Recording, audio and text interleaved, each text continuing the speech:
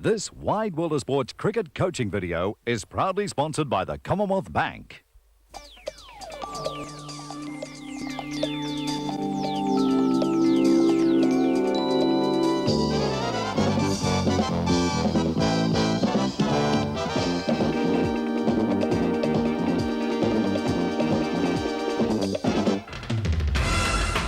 Oh, good shot.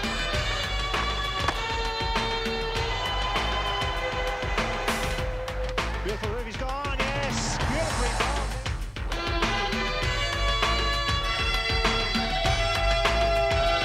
Oh, he's dropped it. Welcome to the Wide World of Sports cricket coaching video.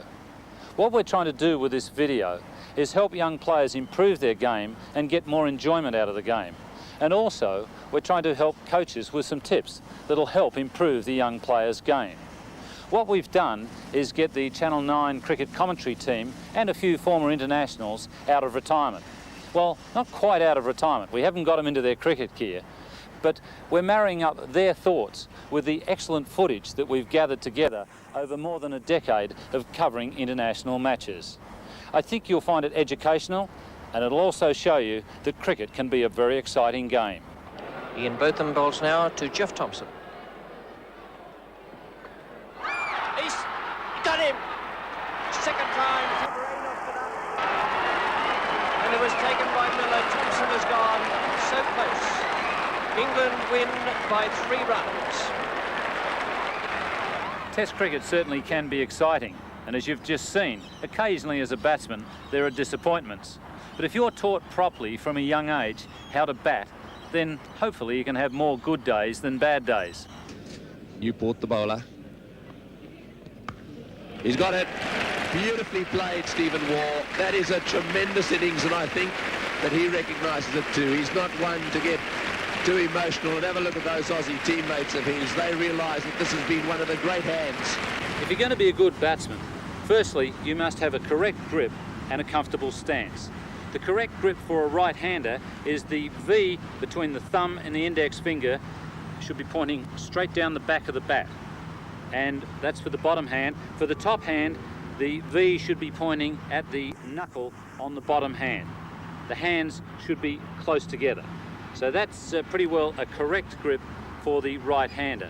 Stance, well, your feet should be about the same distance apart as your shoulders, but basically what feels comfortable for you. Knees just slightly bent.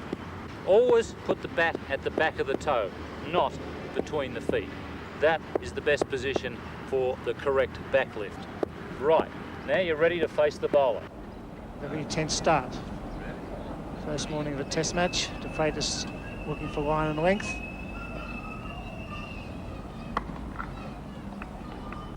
It's important to remember that only 4 things happen when you bat. You either play forward or back, you either defend or attack. So every time the ball is bowled, you've only got to think about doing 2 things. The attacking shots in cricket are based on the solid forward defence and back defence movements. So that's why it's terribly important to have a good foundation of a solid defence. When it came to a solid fortress, there was no better man than former Australian captain Bill Lawry. Cartwright made up England's trio of new fast bowlers.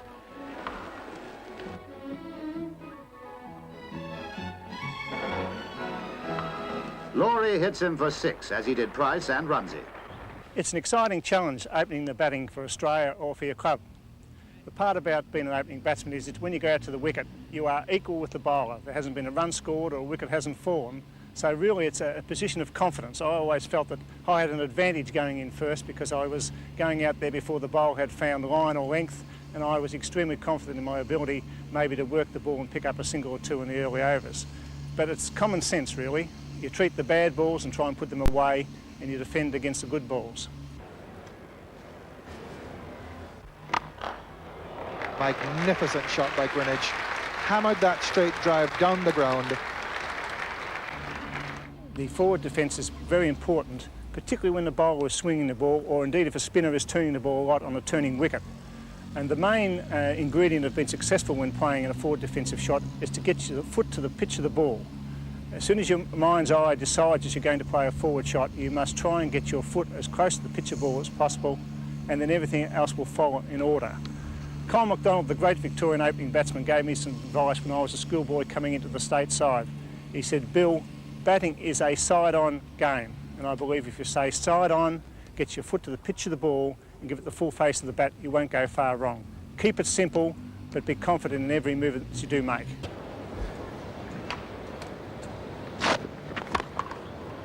Yes, he plays so straight and he's so organised. Classic piece of defence. The ball darting back at him, and he's so straight and so side on there, and his feet move perfectly. The back foot defence probably is a little bit more simple in the fact that you've got that split second longer to make up your mind. But it's very important that when you go back the full length of your popping crease. I love watching Greg Chappell bat. I think he's the best defensive back foot batsman I've ever seen in modern cricket, because he used the full width of the crease, got right back, stayed side on, and gave the full face of the bat to every delivery that he wanted to defend.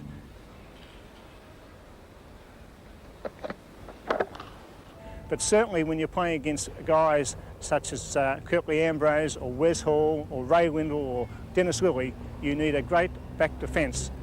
Having built up a good defence, then you need to learn how to deal with the loose balls. Remember that cricket matches are either won by a certain number of runs or a certain number of wickets. So they're the two most important components in this game of cricket, runs and wickets. One way of dealing with loose balls is with the drive shots, which, as I mentioned, are an extension of the forward and back defence. That's a great shot. Straight down the ground. That'll be 4. Into the fence it goes, and so that's the second boundary of the day's play. A lovely straight drive, not a great start for Phil Newport. When driving, the front foot shouldn't be pointing straight down the pitch. It should be at an angle of 45 degrees. As you move into the shot, the front elbow should be up, and as you make contact, the bat should follow through in the direction you want the ball to go. If you adhere to those principles, you'll become a good driver on either side of the wicket. The only thing that needs to change is the position of the front foot. This should always go towards the pitch of the ball. It's a lovely shot. He's hit 3 really good drives so far in this innings, and that was the third one. They've all gone for boundaries.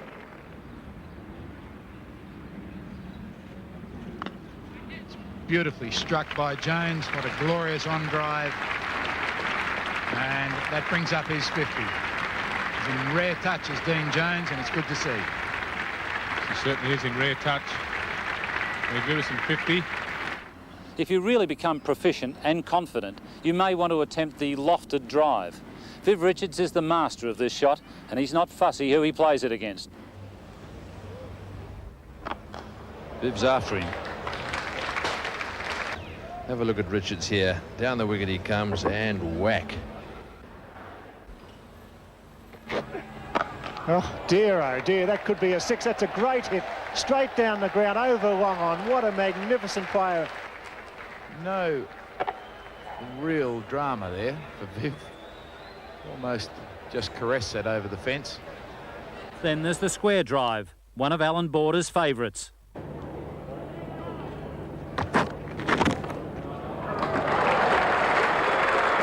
Shot. Another one for that little coaching tape you can be putting together at home or your coaching school. Border, typical of the great left-handers, able to hit the ball off the front foot, square of the wicket. He opened up the face, just ambling through. He realised it was going to be a boundary. The back foot drives are also an extension of the defensive shot. Steve Waugh excels at these. Great shot. That takes him to 1 short of the half century, and this has been a good innings from Steve Waugh because he's been beaten a few times. He got a torrid time from Neil Foster when he was starting out. So we watched that favourite shot of his, that back foot drive. But every time the bowlers have made a mistake, he's put them away. And there's the 50. What a great way to bring it up. Both the front and back foot leg glances are also an extension of the defensive shots. Here's Bill Laurie with some thoughts on how to play them. Because of modern field placings, One of the two most important shots, I believe, in an opening batsman armoury is the leg glance, whether it be on the front or the back foot.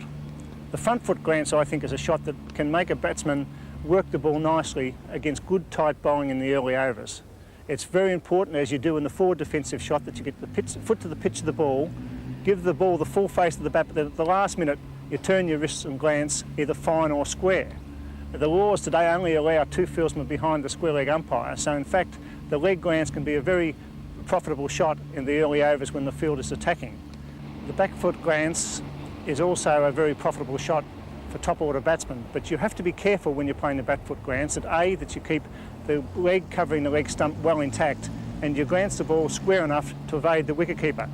Once or twice we've seen in recent days batsmen like Jeff Marsh of Australia glancing too fine and being caught behind by the wicketkeeper. It's very, very important that you hold your position covering the leg stump, give it the full face of the bat, but make sure that you work the ball well square of the wicketkeeper. But the back foot glance is certainly a shot that should bring top order batsmen many runs against good fast bowling. It's a nice shot by Richardson, getting right inside of it and deflecting it from off leg stump. But McDermott's line, which was disappointing as well in the first innings, when he strayed down the leg side, again proving costly for Australia. Your ability to deal with fast bowling will be enhanced if you can play the horizontal bat shots well. My old skipper Les Favell once said to me, "You'll never make international cricket, son, if you can't hook or cut." Certainly helps if you can play one of them, and probably even better if you can play them both well. Let's start with the cut shots. The important thing here, first movement, is the backlift. Good solid backlift, and then the back foot goes across towards off stump so as you're in the correct position to hit the ball. Then you come down on the ball and roll the wrists on contact.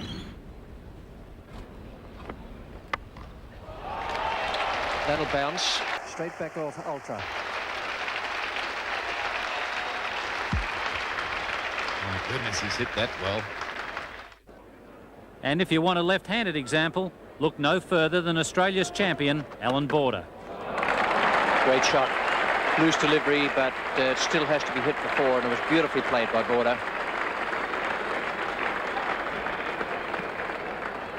Yes, it was a lovely shot. That takes him to 49. He's received 110 balls in this innings, but have a look at this. Short outside off stump, magnificent timing and placement. The cut shot is played to the ball just outside off stump. If the ball is short and coming up towards your chest area, then the pull shot is the correct shot to deal with that one. The movements are very similar. First thing, the back lift. Then the back foot goes back and across to off stump. Keep your eye on the ball, and once again you hit down on it and roll your wrists to place the ball away in front of square leg or perhaps just behind square.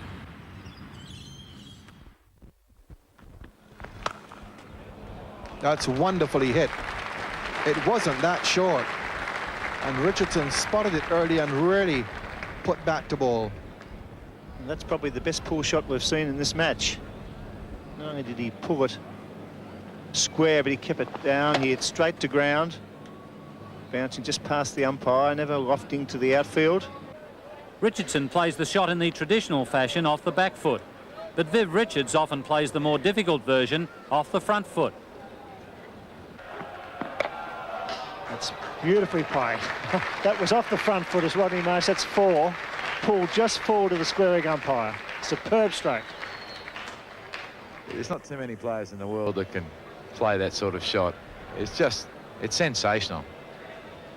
And coming forward and then just transferring his weight onto the back foot and just caressing that ball in front of square leg, and that's a sensational shot. You won't see a better shot anywhere than this. That's just beautiful.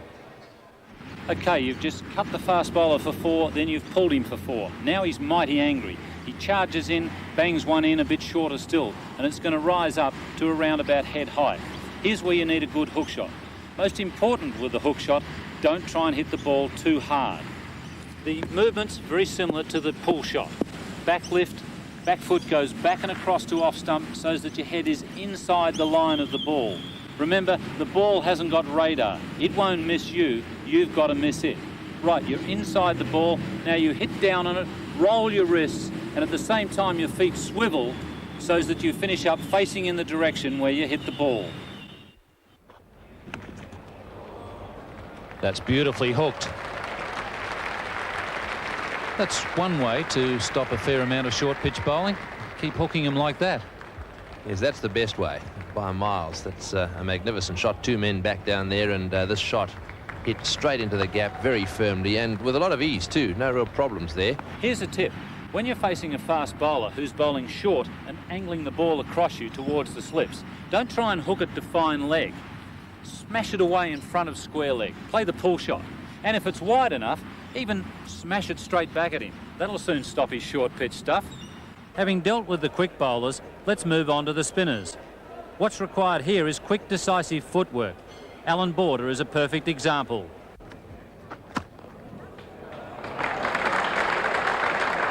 That's outstanding footwork from Alan Border. Couldn't stick that one in the coaching manual. Magnificent shot from Alan Border.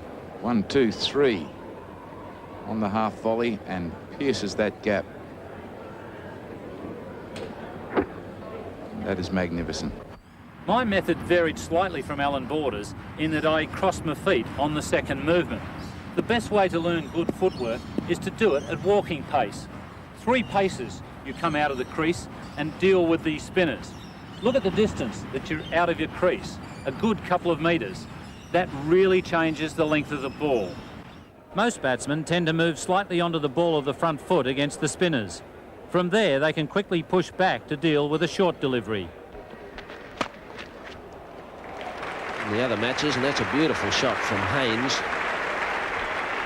He's backed away, giving himself plenty of room and hit that straight through between point and cover, the gap beautifully.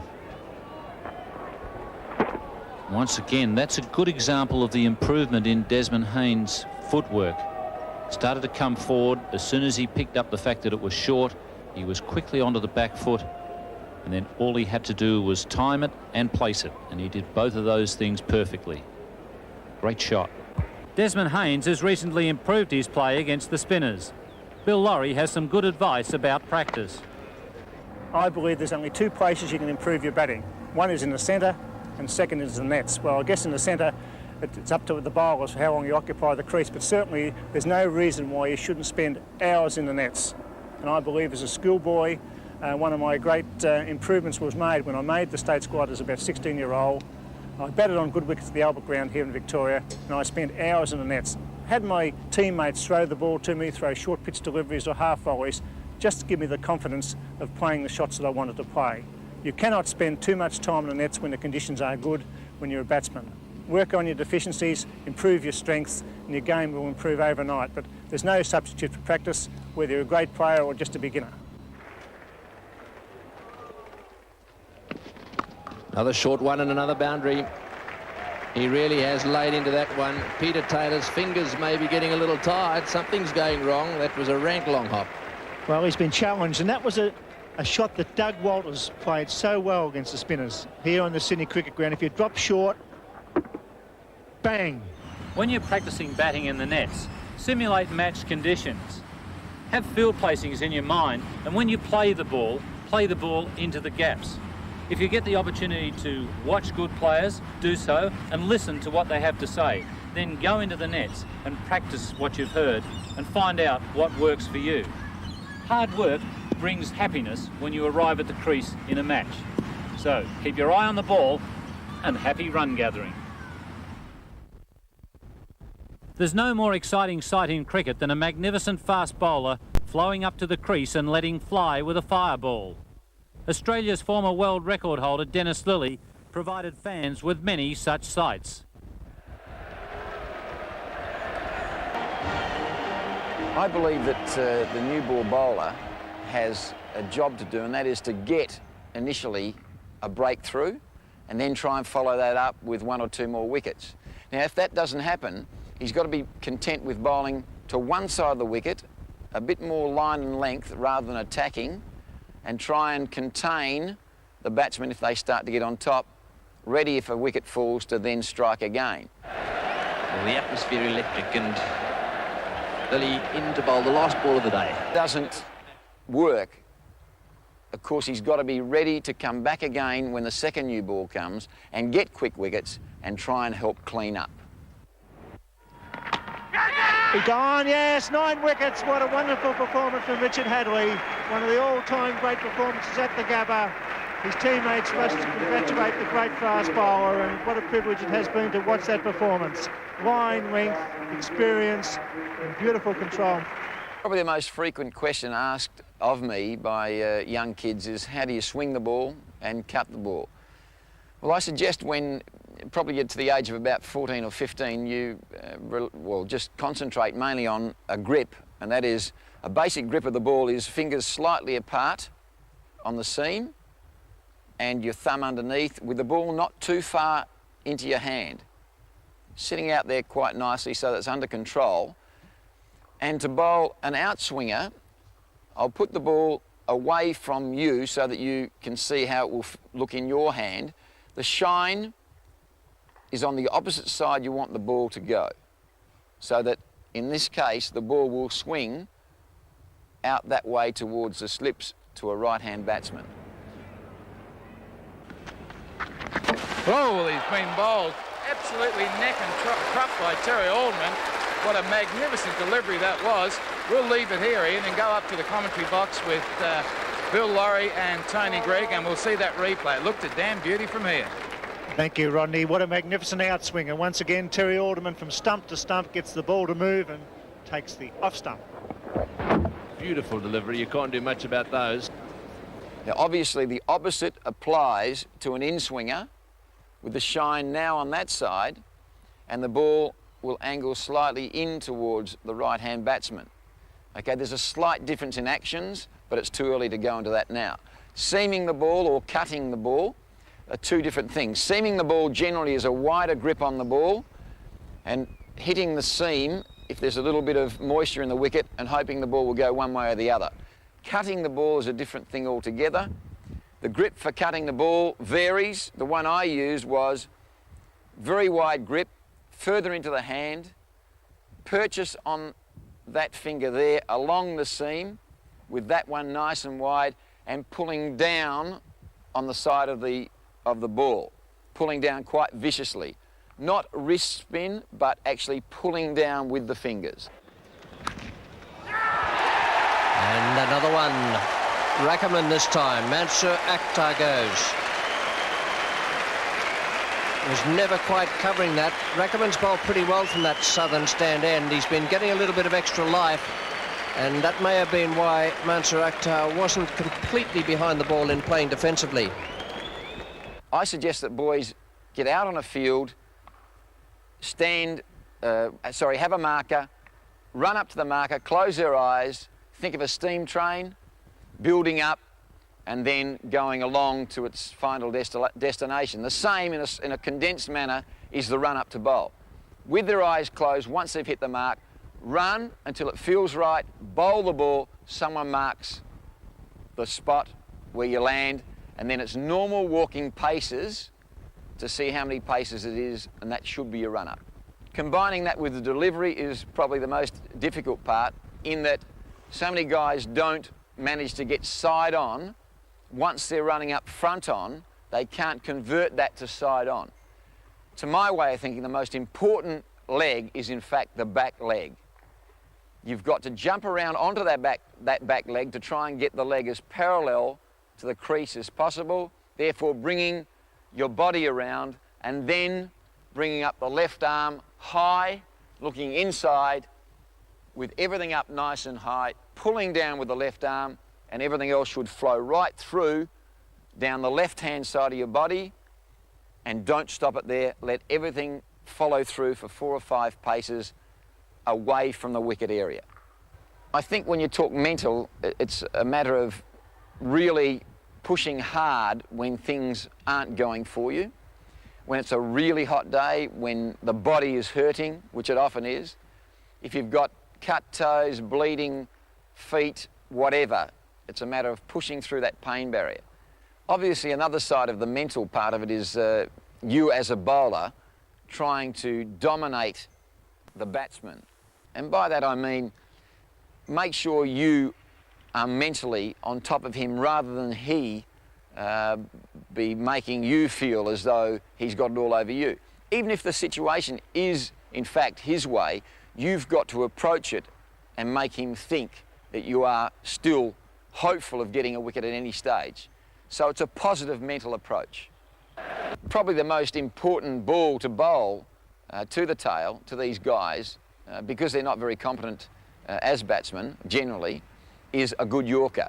So a lot of practice in the nets on bowling Yorkers, especially maybe as towards the end of a bowling session you start to get a bit tired, so you're simulating conditions as they will be when you get to the tail when you're bowling in a game.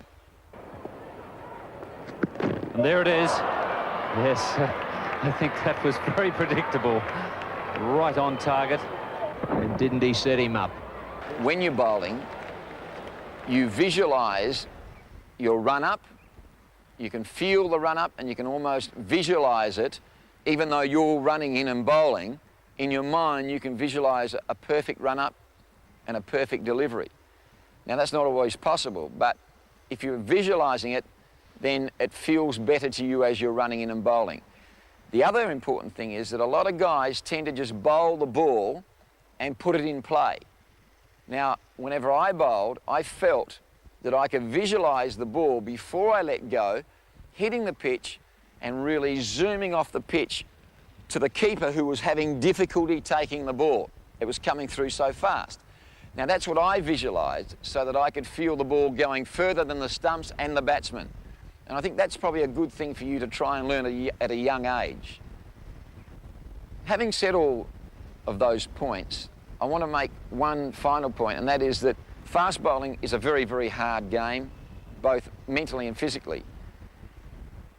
Put the hard work in training and you'll find the game, even though it will never be easy, will be a lot easier than if you don't put the hard work in the training field. But above it all, enjoy it. It's a great part of cricket, but make sure you enjoy it.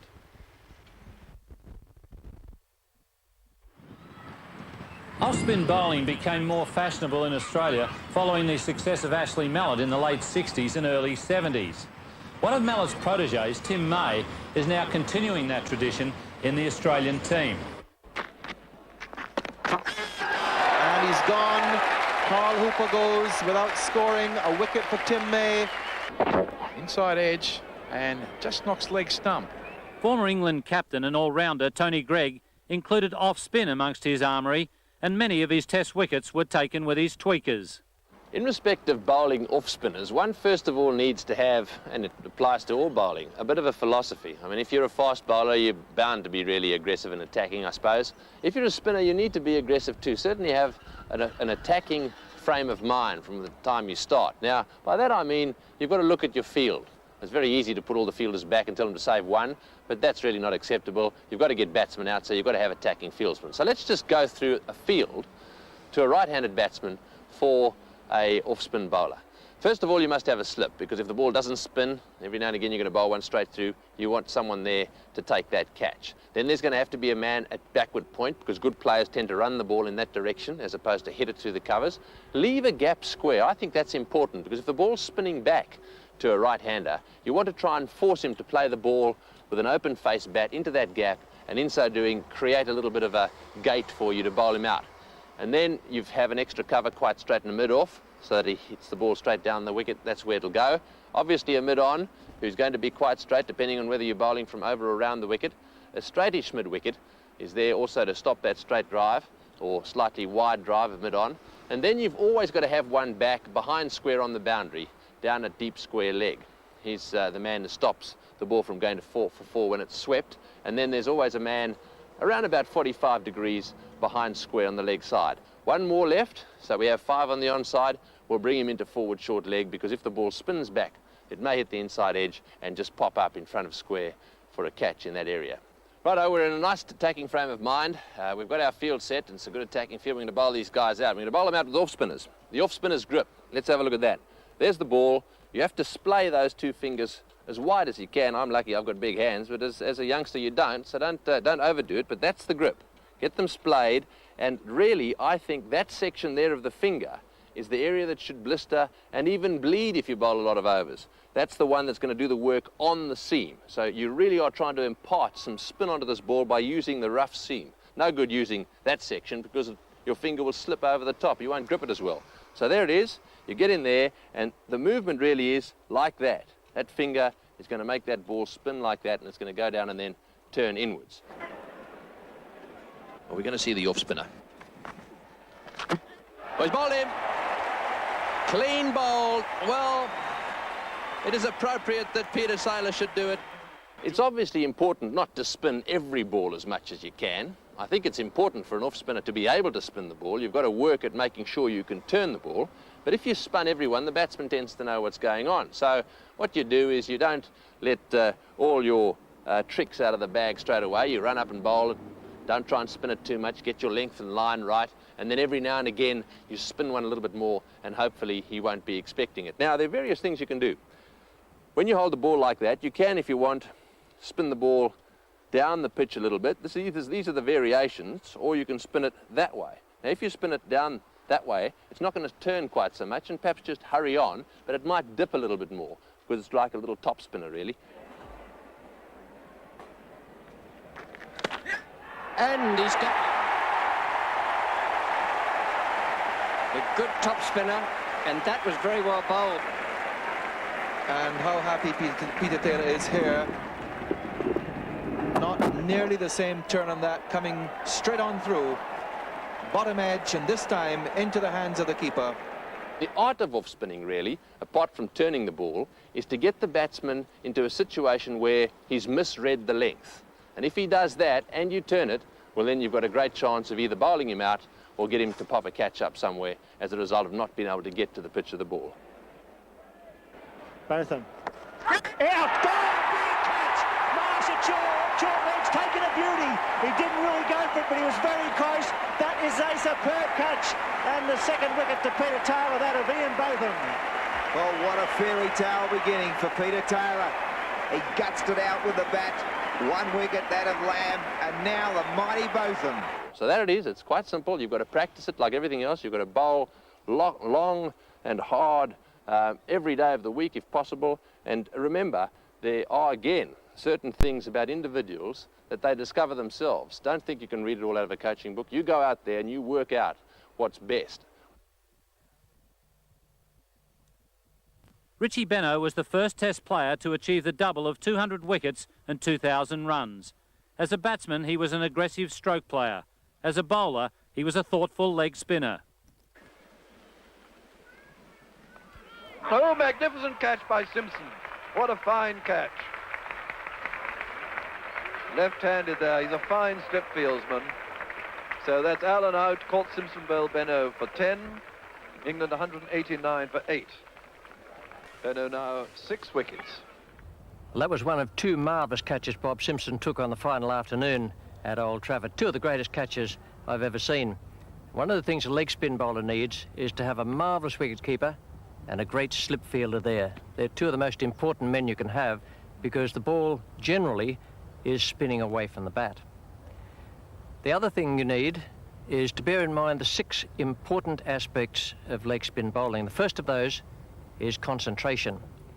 Concentration of anything less than 100% to me should be a punishable offence. From the moment you turn to run in, your concentration should be solely on the spot on the pitch where you want the ball to land. Patience is essential. Bowling's a very tough job, and you'll sometimes need to work on a batsman for several overs before actually putting a plan into action. Do you really wish to disregard the fact that if you take 1 wicket every 10 overs, you'll have the best strike rate of any Australian spin bowler in the history of the game?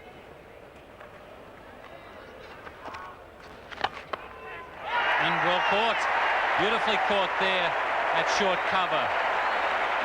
Really was a very good effort. Murray Bennett, spin bowling partner. And they have worked well together as bowlers, and they've combined beautifully to get rid of Larry Gomes. Then there's variation.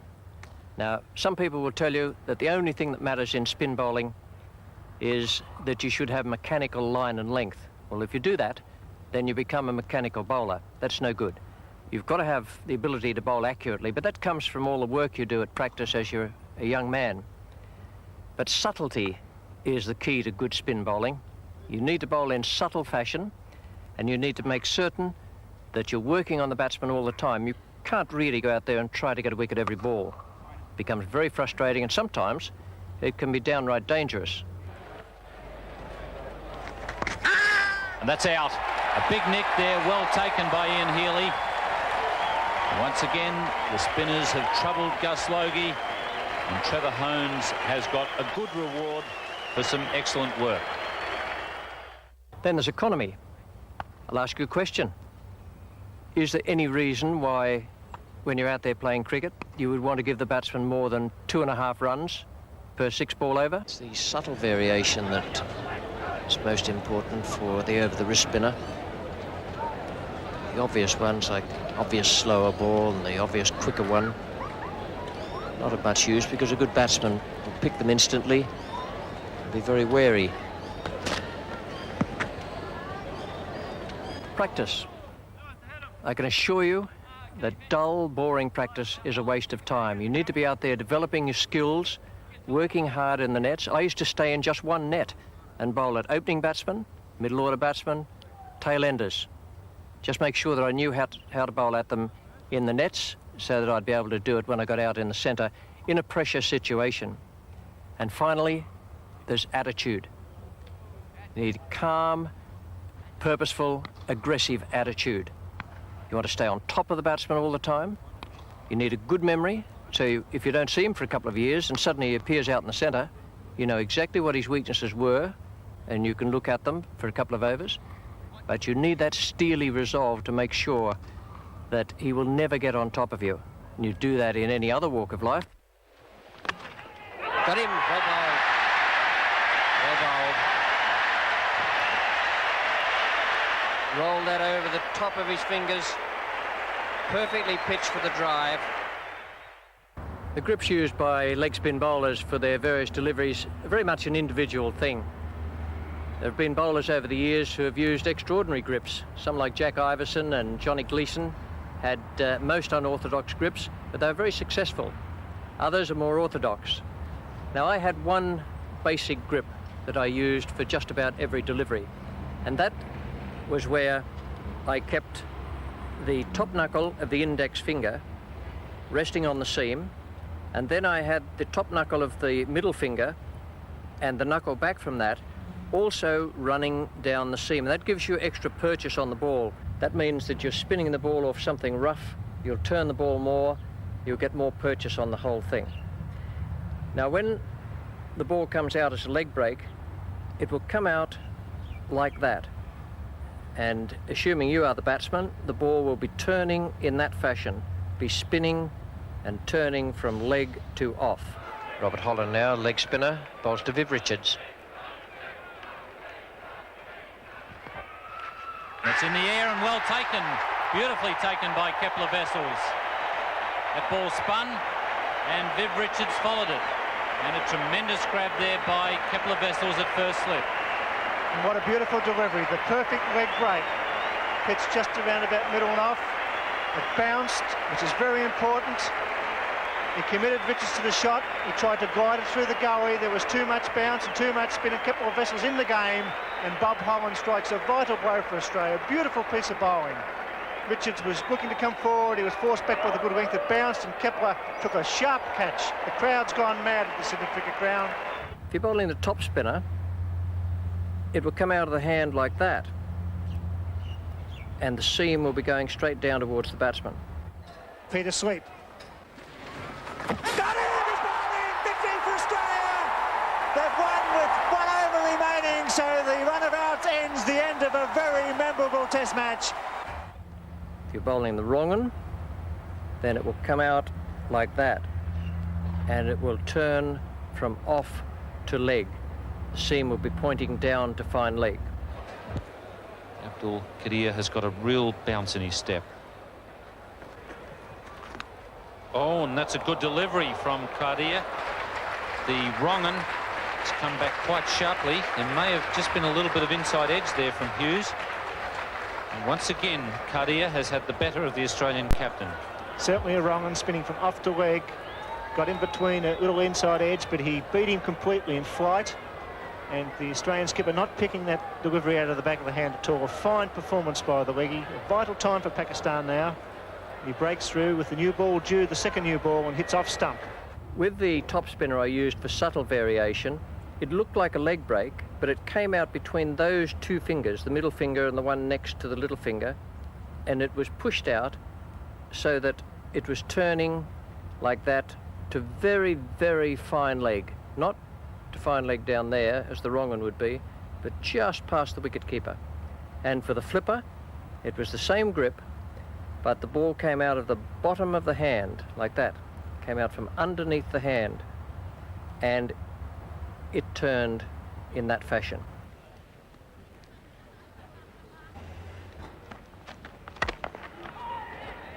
And he's done it. Now, that was pretty well bowled. It was shorter than Sleep wanted it, but it was his flipper. And it hurried on to Aravinda de Silva so much that instead of pulling it square, he could only get it to mid-on where Campbell took the catch. Even though it didn't pitch just where Sleepy wanted it, it was still well bowled. A warning, though, to young cricketers, don't try to bowl that ball when you're young and your bones and your tendons and your ligaments haven't formed. It's very easy to stretch, and that is a difficult ball to bowl. It puts an enormous strain on your wrist and on your fingers, so you just take your time. Don't try and bowl that until you're older, until your muscles are hardened and your ligaments and tendons are okay. It'll be very valuable to you later on, but you don't need to bowl that until you're well into your teens. Field placings are very important, not only for the leg spinner, but for the captain as well. And I would always prefer a captain who had some idea either about playing leg spin bowling, which a lot of them do because they're good batsmen, or having had the chance to do some of it himself. It doesn't always work, so far as I'm concerned, to have a fast bowler setting fields for a slow bowler. Now, the first field placing is the orthodox one I used to use, and it's slightly unusual when you look at the field placings these days in that it has a slip and a leg slip. The rest of the fielders on the offside, apart from the slip man, backward point, cover, extra cover, and mid-off, who is slightly wide because I'm coming right arm over the wicket. Then on the onside, there's a mid-on saving the single, there's a mid-wicket, there's the leg slip pointed out earlier, and there's a deep backward square leg. And that was the field I used to use. I preferred the man at leg slip for the top spinner or the flipper, where the batsman was playing forward, and I wouldn't dream, other than in extreme circumstances, of having a man at short point and short forward square leg. The second field placing is different. It's for the player who is a good driver, but occasionally will loft his drives. And I've taken away the leg slip, and I've put in a man 3 parts of the way down the pitch on the offside and 3 parts of the way down the pitch on the leg side.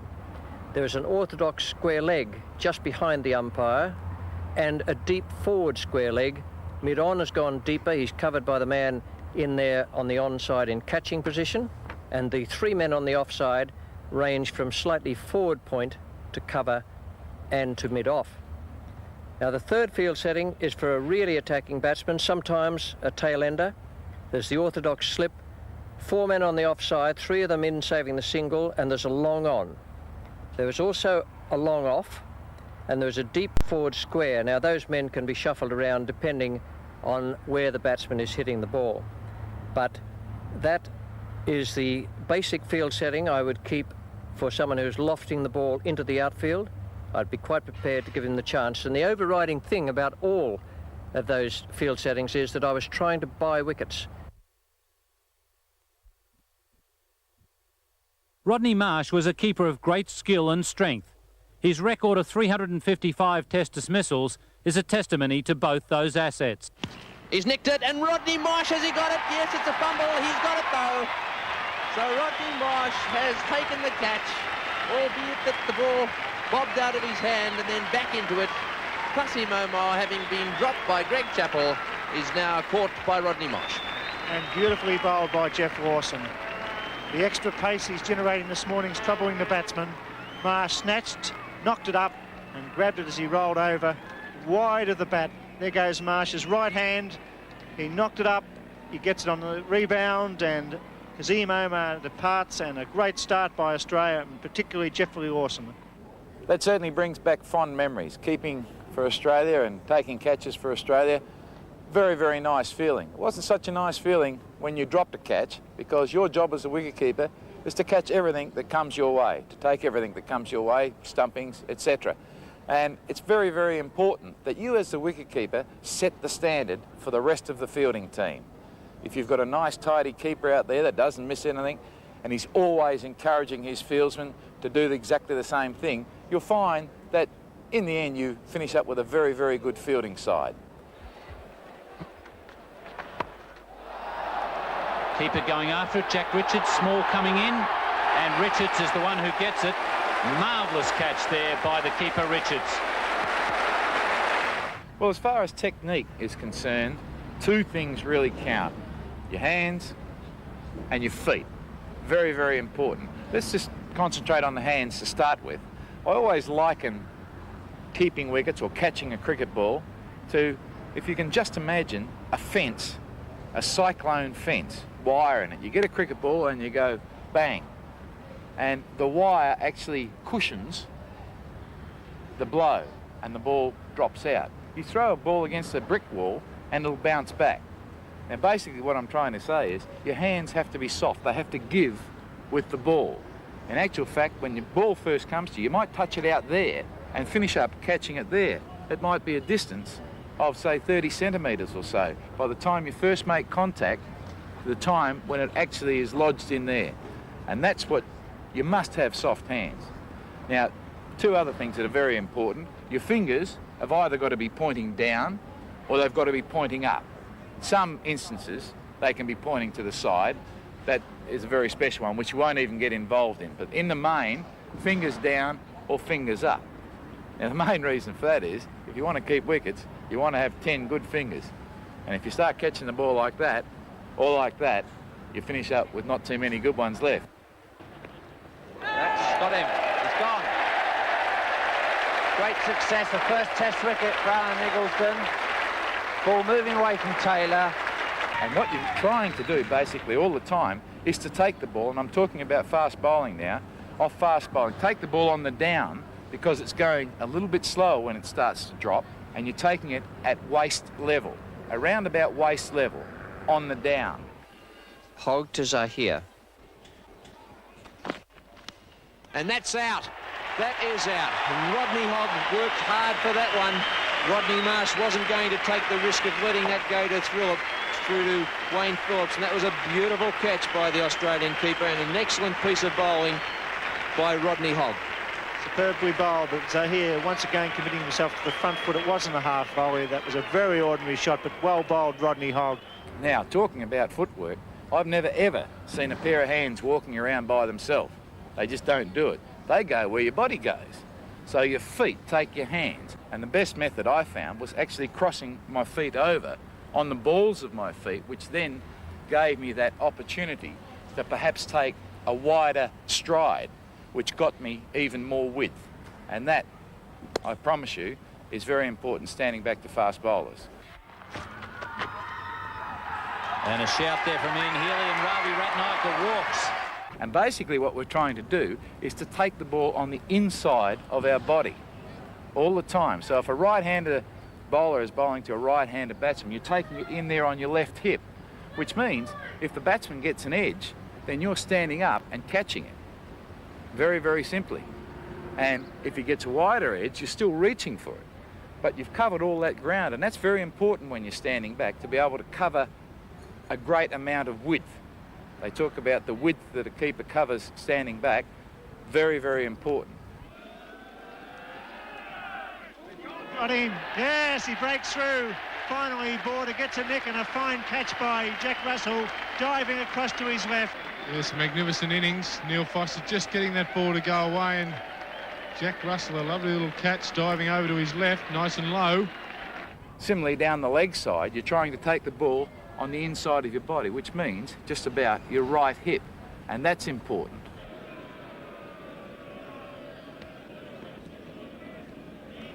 Oh, and he's been given out by umpire Holder. Jeff Lawson coming back into the attack has picked up the England captain. And here it is. It's a fairly innocuous delivery down the leg side, just to flash at the ball. One of his David Gower flips at the ball, and there's no doubt there from the fielders or the umpire that he just helped it to the keeper. Standing up to the stumps, the same things apply, but obviously in a very more confined space. But the same technique applies. And that's out. A big nick there, well taken by Ian Healy. He's hit it in the air on numerous occasions. This time, a nick there, straight into the gloves of the keeper, Healy. People often say it must be difficult to stand out there all day with gloves and pads on in the boiling hot sun and concentrate for 360 minutes in a day. Well, I never really found it all that difficult because apart from the fact that you had a lot of fun out there, you were with your mates, it was very simple to concentrate if you broke your concentration after every ball, basically. When the bowler turned, you switched on. When the ball was dead in your gloves or it had been hit to the fence or whatever, you switched off for a couple of seconds, waited till the bowler turned again, and then you switched on. And that's the way when you're keeping, and in fact when you're fielding, it should be the same thing, to break your concentration as often as possible, but don't forget, you've got to switch back on. The other thing about concentrating, it's far easier to concentrate when things are happening out there, when you're getting wickets. When you aren't getting wickets, well, it gets a little bit tougher and you've got to use your brains a little bit there and just learn how to work things out for yourself and how to concentrate. But when you as the wicketkeeper take a fantastic catch, for example, if you're going one way and there's an inside edge and you dive over and catch it left-handed or two-handed or whatever, and the mob come around you, when I say the mob, your teammates, it's a fantastic feeling and it lifts them. And that's part of your job. If you can pull off a screamer, it lifts the whole team and you can bet your life 2 or 3 wickets will fall straight after that, if you're lucky. Beautifully taken. What a magnificent catch. It's all been happening. And Healy inspires the Australians once again. That was a magnificent catch. Inside edges are always tough for the keeper.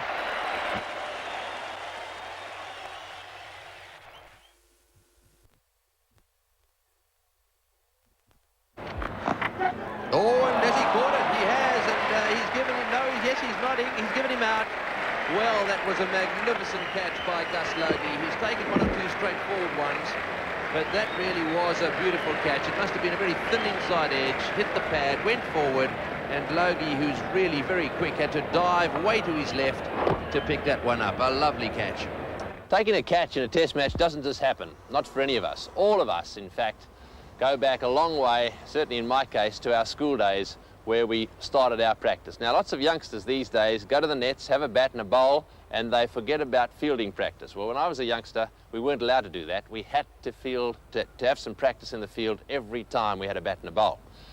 This is how we used to do it. We used to, in fact, straight away go and have some long catches, and then we used to come in and have some close catches using a cradle more often than not, but everyone together. And there was always competition associated with our practice. If you dropped one, you went to the end of the queue. In the case of the long catches, if you dropped one, you got another one, and another one, and another one until you caught it.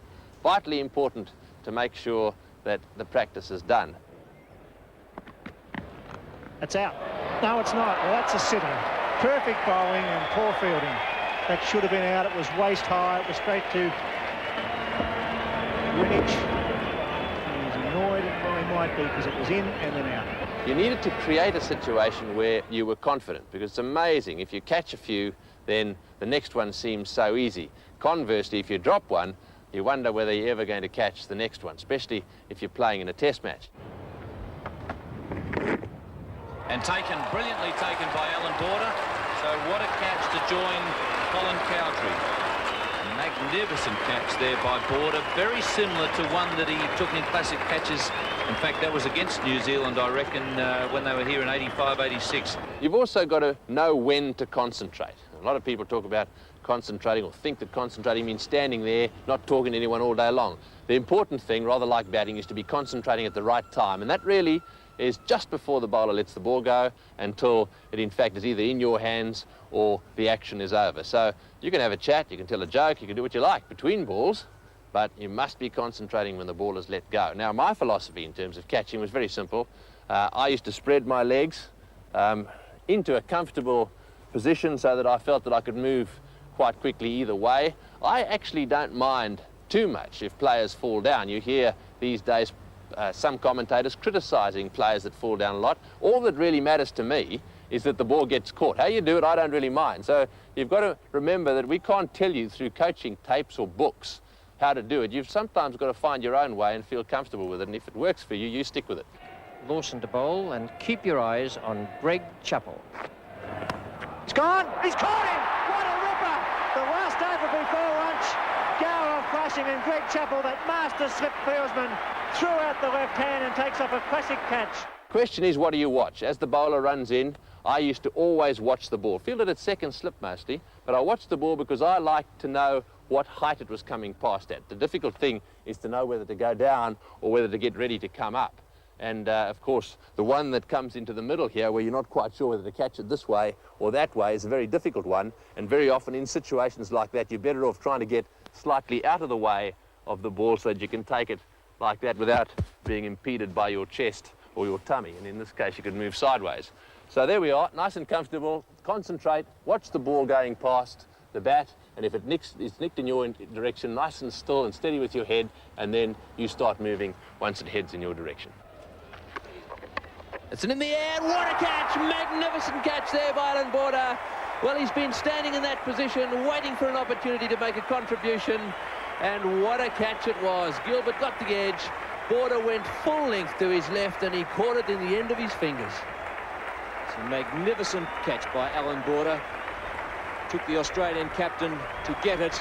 He'd just taken Hilditch away from that third slip position, so he had to go after it. Reed not moving the feet, but Alan Border airborne. He had to go one hand to try and get that little bit extra distance. It isn't he elated as he holds onto it. Another aspect that's vitally important is positioning. Now, as youngsters, we used to touch each other's fingertips, and that was about the right distance to be apart. But there's also another aspect that's important, and that's the staggered aspect. You really don't want to get into each other's way. No point in diving to your left and banging heads with your mate who's at first slip.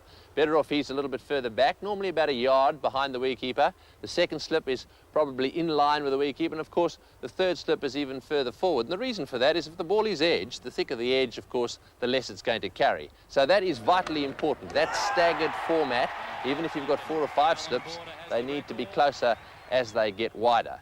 Very, very important to get your positioning wide, and don't be conservative. Don't go and tuck yourself behind the wicketkeeper if you're a first slip. Be attacking, move to the right a little bit, and make each other dive full length. And also, don't forget that if you're just in front of him and it's not going to carry to him, you can in fact dive in front and catch the ball, which he would have had to catch on the half volley.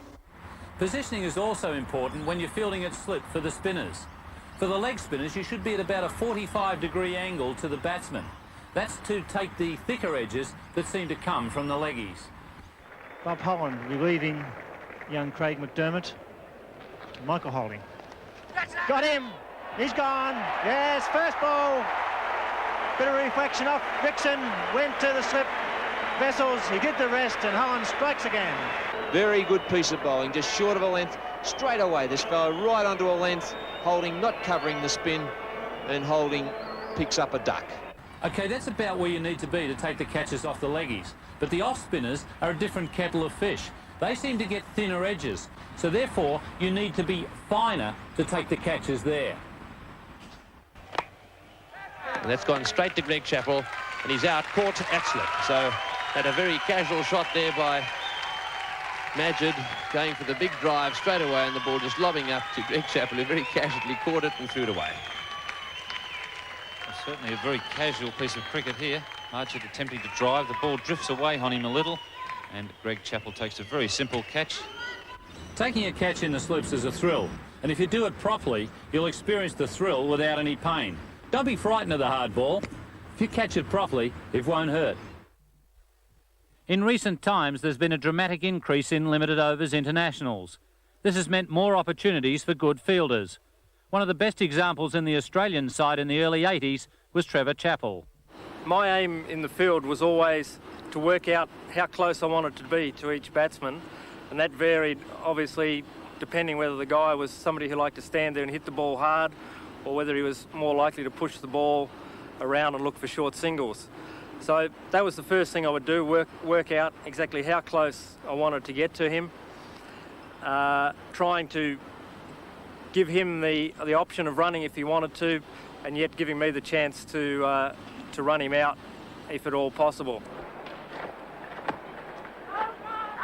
Or there could be danger here, and Trevor's got it, he's out. He's run out, he didn't even bother putting it back. The first thing that usually happens on the field is your captain will set the field.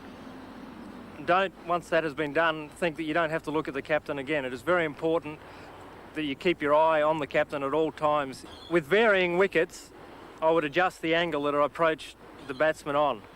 Normally, it would be fairly straight at the batsman, but on a flat wicket where the batsman's on the front foot looking to drive and push the ball in front of the wicket, I would change that angle to some 3 or 4 yards down the wicket from the batsman to enable me to cut off the firm shots more easily and open up the bowler's end stumps for a shot at them in the event of a possible run out. What is important though is that at the point where the batsman is playing the shot, your weight should be up on your toes, your weight forward in a crouch position and your hands in front of you ready to accept the ball if it comes in your direction.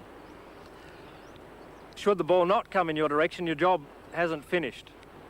There are things to be doing like backing up a throw, calling the person who's chasing the ball which end to throw, or in fact telling him whether he can throw it easily or whether there is a chance of a run out. So it's a matter of thinking ahead all the time to the next possible play. As youngsters, we're all taught that this is the correct position with which to field the ball. For a right-hand thrower, this is the way to do it, not off your right-hand knee, off your left knee, so that once you've got the ball, you're ready to throw it. Once you've become competent at fielding the ball in this manner, I wanted to go on and explain how is a more attacking way to field the ball. It's virtually the same position, except that instead of having one knee on the ground, you've got both feet up and the ball coming to you in the same position, in line with your eyes, and your eyes right over the ball as you're picking it up.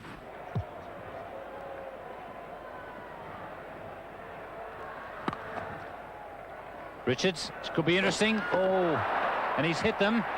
He's just got the edge of the off stump and just tipped one bail off. I thought for a moment he'd missed, but his record's pretty good. And once again, Vivian Richards has struck in the field. Magnificent piece of fielding. And Alan Border just a little frustrated. Really, he was tempted into that single. You can see there just a moment of hesitation, and then he decided to go, and Richards picking up, summing it up, having a good look and just hitting the base and deflecting past Clive Lloyd. Okay, the ball has come to me from this direction. What do I do with it now? As I come up, you want the throw to come as much as possible over the top back to the keeper. But in this position, you also have the option of throwing to the bowler's end. And it's very important to have the arm come over the top as much as possible, both for accuracy and to do the minimum of damage to the elbow and shoulder. With the ball coming, throwing around your elbow, you can do a lot of damage to the elbow.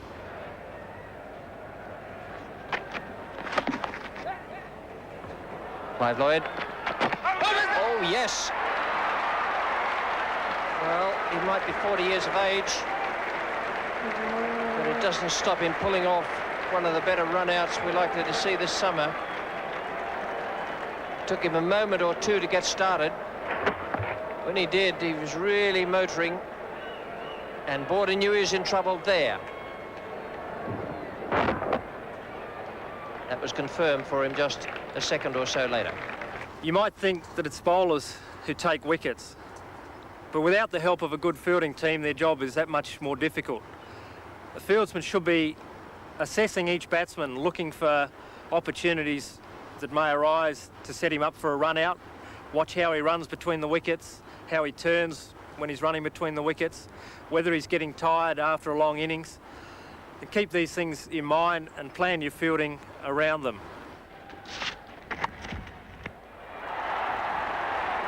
Superb catch, claimed, and he's gone. Well, that's the second one we've seen from Bill Athy this afternoon.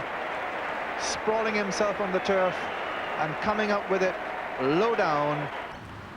As with slips catching, for infield catching, balance is important, but most importantly is the position of your fingers. If it catches directly at you, pointing down towards the ground, and your hands cupped, even interlocking the little fingers to give a bit more support. To the side, again the fingers are pointing away from the ball. I mentioned earlier about balance. This is achieved by both the position of your feet and a slight bending of your knees. You want your feet about shoulder width apart, your weight evenly on both feet, not too far apart so that you can't move any further, and not too close together so that you may overbalance. Just nice and comfortable, shoulder width apart, so that you can move either to your right or your left or up either side. While the good infielders get all the kudos, don't forget that there's also a job to be done in the outfield. That's it, it's high, it's miles in the air. Hughes is coming around, and so it's a what a catch! That's the greatest catch. Oh, unbelievable, Stephen Waugh, running backwards, almost colliding with Hughes down there, and the side screen.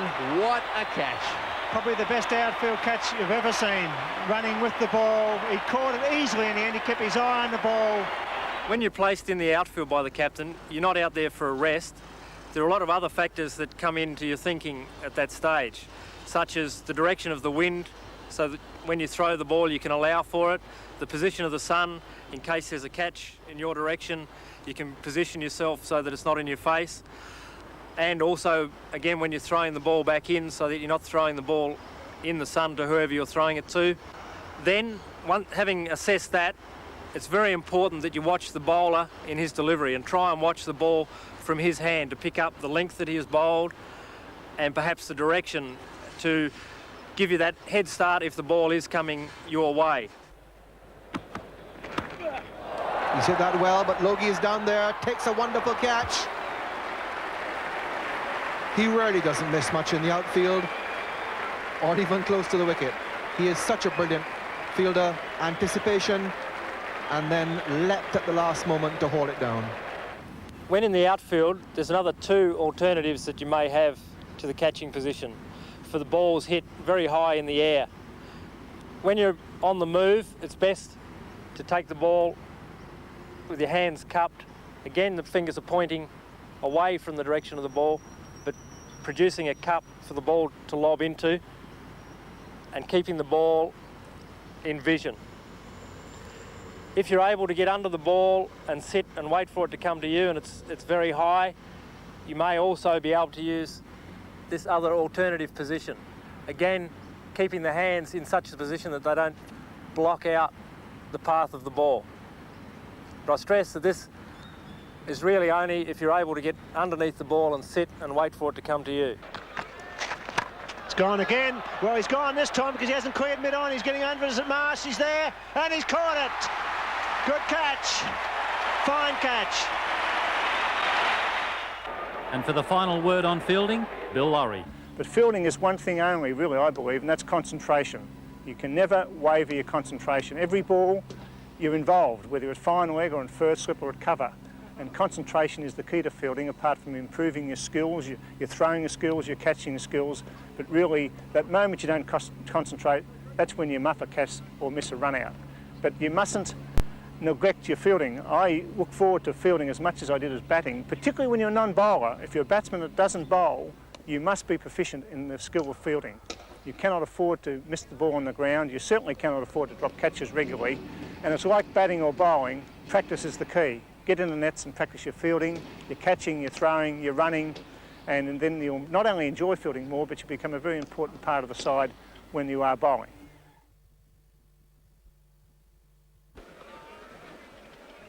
Richie Benaud was a successful and dynamic captain. He played his part in reviving not only Australia's fortunes, but those of the game of cricket in the early 60s.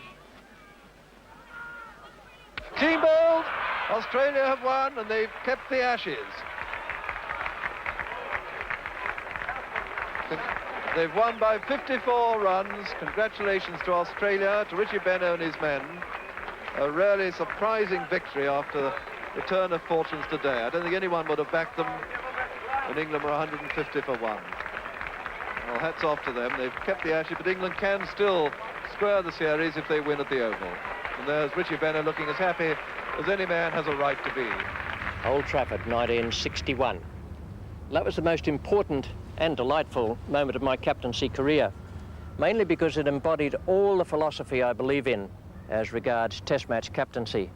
One of the things about it was we had to make a decision on that last afternoon because we knew we couldn't draw the match. We could only win it or lose it. And bear in mind, you're not just playing for yourself and for the other players in the team. There are millions back home in Australia listening on the radio or reading about it in newspapers. The fielding was superb. 2 great catches, marvellous out-of-this-world catches by Bobby Simpson.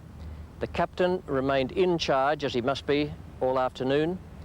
And the main thing was we carried the attack to the opposition.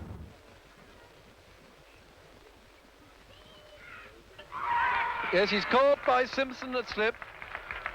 Murray caught Simpson, bowled Benaud. Benaud's now taken 5 for 53, 5 for 53, and England really in a bad mess now, 171 for 6. Captaincy is 90% luck and 10% skill. Don't even think of trying it without that 10%. It'll be a disaster, I can assure you.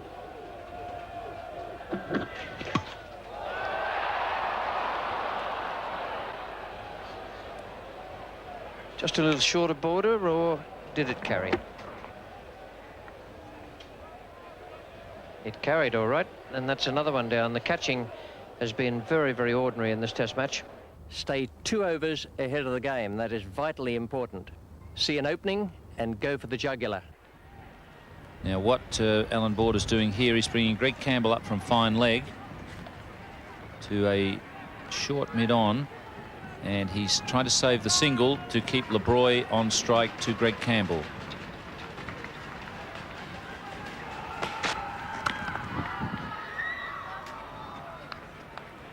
It's 7 for 334. The one who mulls it over for the next 10 minutes will watch the next series from the comfort of his living room. Let's have a look at the field here for Marshall. Viv Richards, of course, in a position to really place attacking fields. He's got 3 slips in position and a gully. So 3 attacking men alongside the wicketkeeper there, and out in the cover area, just the 2 saving a single. Successful Australian captaincy has always been based on attack. Attacking batsmen, bowlers who are seeking wickets and not just trying to contain the opposition batsman, aggressive fielding and sensible aggressive field placings. Ring of fieldsmen around Kirtley Ambrose. First day of a Test match. Slip. A gully. Man coming into a short cover. Silly point. Short leg. Border applying the pressure. Make sure your players concentrate on the skills of the game. Don't allow them to be sidetracked into the areas of psychology and theory. Just concentrate on the skills. Keep it simple and enjoy the game.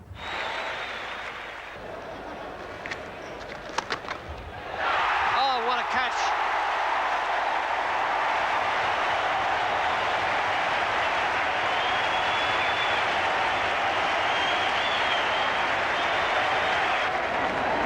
Watch him get off the ground here. It's really smashed hard at him and in his fingertips.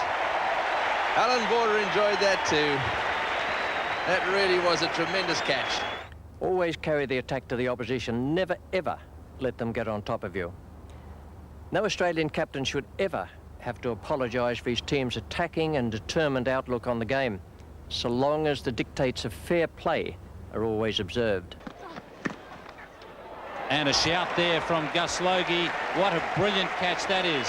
Steve Waugh now looks around to see that umpire King has given him out.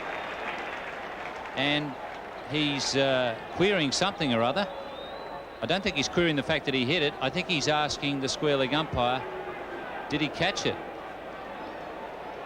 Now, hang on. Len King has changed his mind. But I think we saw there that final motion from Gus Logie, which showed the reason why umpire King changed his mind. Gus Logie at first thinks that he's caught it, throws it away, but then he looks down at his hands and he thinks about it and he says, no, I didn't catch it. Always look for a win. When you lose, always learn from the defeat. The captain, and only the captain, should be in complete charge of the cricketers who play under him. Well, some wise words on captaincy there from Richie Benaud. We hope that you've enjoyed this Wide World of Sports cricketing tape, and more importantly, that you've learned something from it. But remember, whether you want to be an Australian captain or play at international level or just enjoy your cricket out in the park, remember that cricket should always be fun. That's a good delivery there from Lawson, and a great catch by Rodney Marsh. And that's out. Caught by Greenwich. Magnificent shot by Greenwich. Appeal for a catch, he's gone. Oh, what a catch. Got in, beautifully bowled, what a Yorker.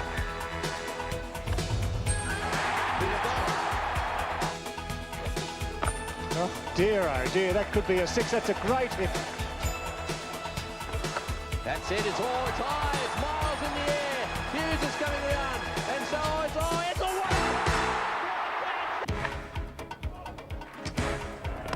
He's gone, he's caught him, what a ripper. It's straight to Viv Richards. Got him.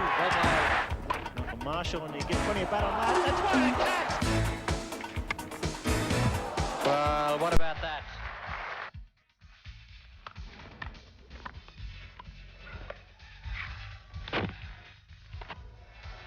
Oh, and he's gone right through his defence.